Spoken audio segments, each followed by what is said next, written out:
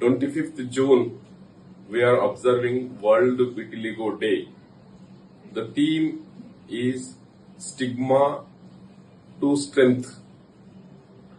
Vitiligo is not contagious. Eating together, sleeping together, shaking of hands and doing service to vitiligo patients, vitiligo will not transmit from one person to another person. Good morning to all. Vitiligo is not a myth, sin, or because of any bad deeds. It's only a healthy condition. It has a treatment. Vitiligo is caused by taking fish and milk together, but it is not correct. It is not proven scientifically.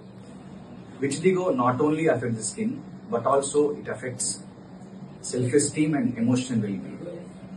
Vitiligo has treatment.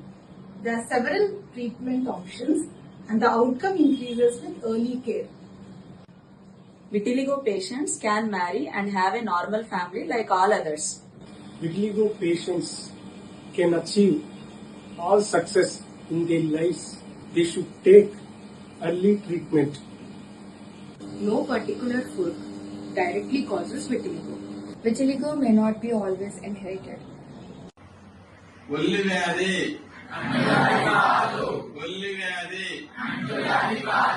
ఒల్లి వ్యాధి చాలా వరకు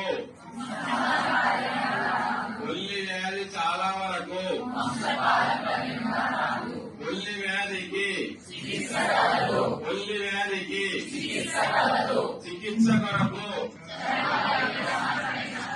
చికిత్స కొరకు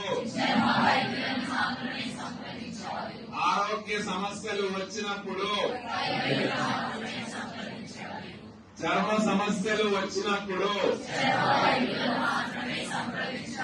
చర్మ వైద్యులను